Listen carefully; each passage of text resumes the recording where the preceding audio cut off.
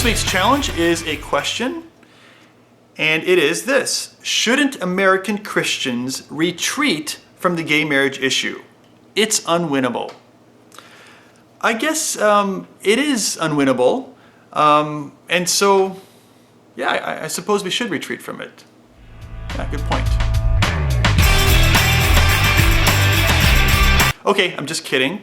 No, I do think that we need to engage this issue, and let me try to explain to you what my reasons are for that. The first reason is that we don't know that it's actually an unwinnable situation. We don't know that we can't win. Certainly we're not winning currently.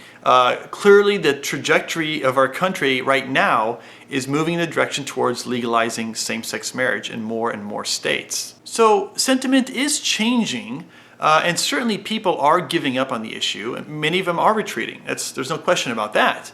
But it's not the case that we're certain that it is an unwinnable situation. Now here's a second reason. Even if we were to retreat from the same-sex marriage issue, do we really think that it will stop there? I mean, do we really believe that those who advocate for same-sex marriage will be content with merely having same-sex marriage legalized? I have no confidence that if we were to retreat from this issue, that for some reason they would just stop advancing against us on this topic. And so the question really becomes, how far will they push us on this subject? Will we be forced to marry same-sex couples? Will they demand to use our churches? Will religious nonprofit organizations or other people who are licensed ministers lose their tax exemption status if they don't toe the line on same-sex marriage? Will we be forced to give up our buildings? Will they say that we can't teach on biblical passages that speak to one-man, one-woman marriage, or that we can't teach on biblical passages that say that homosexual behavior is a sin? Will they force Christian photographers to photograph same-sex marriages? Will they demand Christian bakers to bake cakes for same-sex weddings? Will they pressure a CEO to step down from the company he founded simply because he disagrees with same-sex marriage? Who knows? It might come to that. In fact, it might even get worse. The problem is that when you give in to a bully, the bully just gets bolder. Do I think if we stick with opposing same-sex marriage that this will lead to increased persecution? Yeah, absolutely it will. But guess what?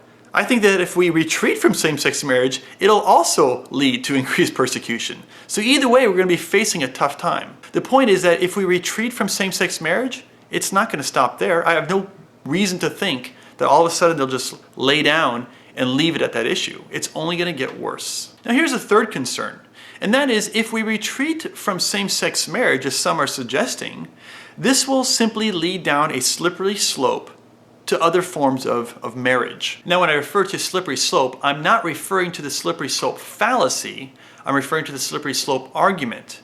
And if you're not familiar with the difference, check out a video I did on this very subject last month, like March 2014, where I explained the difference between the slippery slope argument and the slippery slope fallacy. My point is simply that if we retreat from same-sex marriage, then this will simply embolden advocates of other forms of marriage, like group marriage, or incestuous marriage, or polygamous marriage.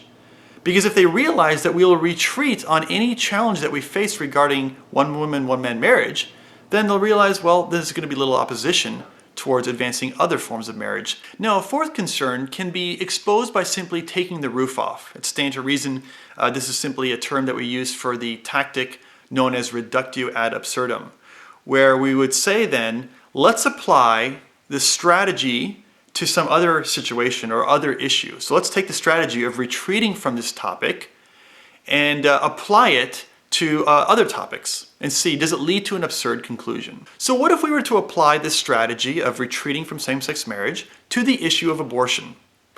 After all, abortion is also a matter of rights. It's a matter of personal autonomy, just like same-sex marriage. They call us anti-women. They call us anti-choice. They call us names and try to silence us, just like on the topic of same-sex marriage. In fact, it can be argued with the topic of abortion that indeed it is unwinnable. We've already lost. Right? Abortion has been legal throughout the entire country since 1973.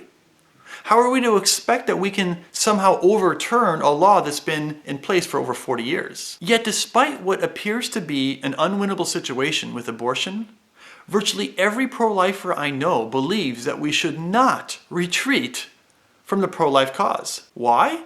Well, because it is our duty to stand up and protect innocent human life. It's a matter of social justice. I can't believe I used the term social justice.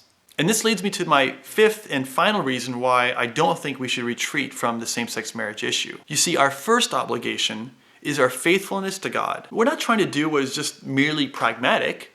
We have an obligation to do what is good, to do what is right, to do what is just, to do what is true. Just like with abortion, where we try to stand up for what is just, standing up for marriage means we try to protect our families, we try to protect our children, we try to protect our culture. So the question becomes, are we going to be faithful to Christ, or are we going to be faithful to the world? Now, that doesn't mean that you have to be an activist, but it does mean that you just can't give up on trying to care for the world that we live in. We need to be salt and light. It is Edmund Burke who is credited for the quote, "The only thing necessary for the triumph of evil is for good men to do nothing." Now, regardless of whether he or someone else actually said that, the point still stands. You see, to retreat from this issue is to do nothing. And to do nothing is to allow evil to triumph.